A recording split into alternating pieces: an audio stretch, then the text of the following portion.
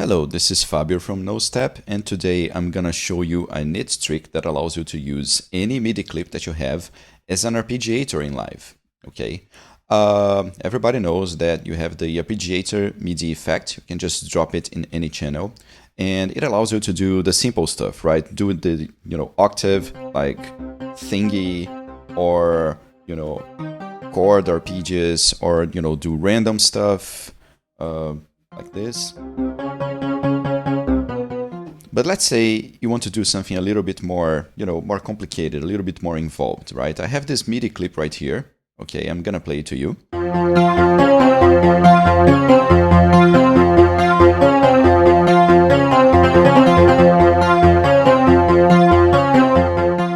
So that's a little bit more involved than your, normal up and down or random or whatever. So what if I could use this as an arpeggio? Okay, the good news is you totally can. It's not a problem. It's built in on Live. You don't need Max for Live. You don't need anything fancy like that. The easiest way to do this, and I can simply get started right now, is first let me turn off record here. I go into Live's MIDI mapping, which is on the Mac Command M. On PC, I think it's Control M, or just click over here. And then I click on the slot where my MIDI clip is, and then I go to the keyboard, and then I press the center note that I want for the arpeggio, which in this case I'm just using my middle C. Okay, pressed it. Now you don't let it go, and then you go to the lower key, like one octave lower, for instance, like this. And then you don't let it go either, and then you go one octave higher, like this. And there you go. Now you let it go.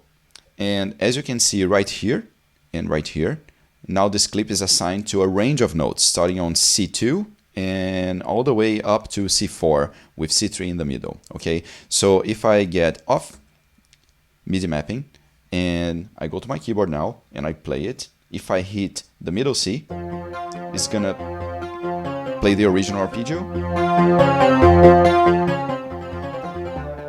And whenever I press another key, I'm gonna just transpose the whole thing and the whole arpeggio, and it's gonna keep playing.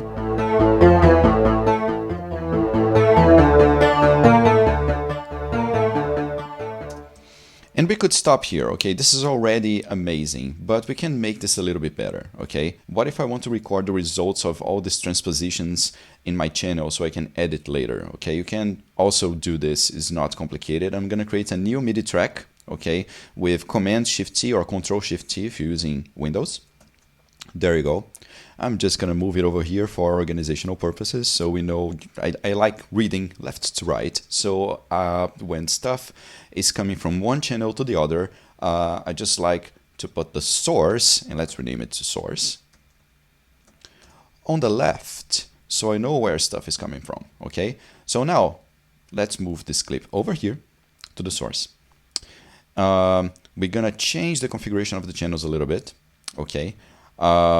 Right here on the channel that has massive, that has ascent, we're gonna change the source to our little source channel. We're gonna change the monitoring to in, and let me check, probably we're gonna have to change the mapping too. Okay, so we're gonna click here and we're gonna do the same thing we did before, but on the source slot right now. Okay, so middle C, lower C, upper C, we're done. Okay, good to go. If I do it again, still working. Okay, a few things that we probably want to change here. Okay, I don't want my arpeggio to just trigger at the head of every bar. Okay, because right now it's in like global quantization. I'm actually gonna change the quantization here. Let's say that I want to use 1/8. There you go. And now we have an option, right? An interesting option. If I just stop right now, the arpeggio is going to re-trigger on 1/8 every time I press a key, right? So.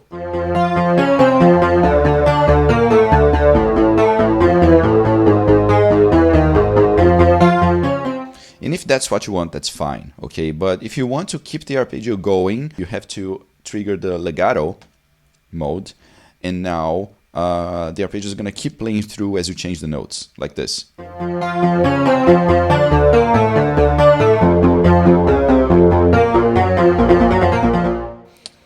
And, that's fine. If that's what you want, you can keep it. If not, you just, turn off legato. That's okay. You can also change the mode. If you want the arpeggio to stop playing whenever you let go of the key, you just change it to gate. Okay, we pretty much in live clip control territory. Everything you can do with a regular clip, you can do with this arpeggio now. The only thing you can't do, unfortunately, is chords. But you can create a clip with chords and it would still work. So you see that I'm letting go of the key, it stops playing. If I leave my finger on the key, it goes there, but only one key at a time. Okay, you can't have everything in this life, right? Anyway, I'm gonna leave it as trigger. I'm gonna leave legato off. I'm happy with the setup. Now the thing that makes this even more great is that on the source channel you can actually add a scale effect, and it's gonna make sure that no matter which key you play, you won't have bum notes there, okay? Because sometimes, let's say that the key of your song is a little bit different from the arpeggio that you created. If you want to limit that, for instance, this one, I know there's a C minor with root in F, and I already have an effect here. I can simply put it right after, right here in the effect slot. And what does this mean? It means that the MIDI data is gonna come out of this clip through this effect and then into the channel that has massive on, okay? So now if I play it here, okay, if I start playing this arpeggio, it's gonna go through the scale module, okay? To demonstrate what this does, I'm gonna change it to C major. It's gonna sound really screwy.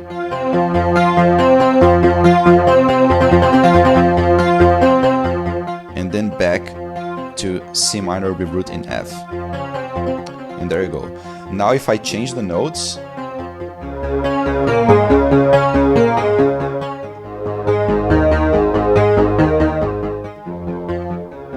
it's always in key, okay? Now, we did all this mess so we could record what we're hearing. So that's exactly what we're gonna do. I'm gonna just arm the target channel here, the massive, okay? And then let me just lower the sound of the metronome here, or else we're gonna, be driven crazy. And now we have a metronome going, and I'm gonna record some stuff.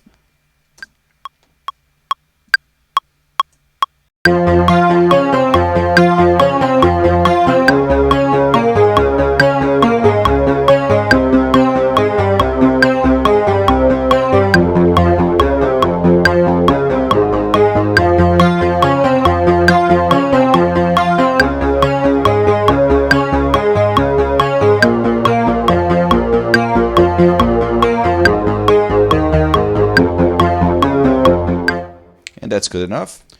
Now I can, as you can see in this clip right here, I have everything I did with the arpeggios, and if I'm not happy with anything, I can simply edit it out, or I can just, copy paste, whatever sounded good, and I'm good to go. I can simply even get rid of this this channel right here if I don't need it anymore, and I simply play with this one.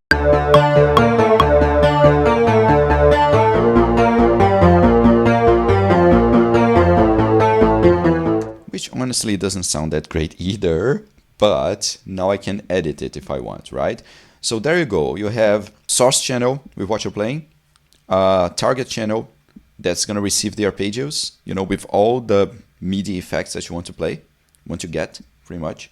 And you can use this for performances, you can use to soup up some parts of your arrangement, you can do whatever you want with this. I guess that's pretty much it for now. Stay tuned for more audio geekery, more tutorials, more tips and tricks, and that's it. Have a nice day, evening, week, whatever it is on your current time zone. I am Fabio from No Step.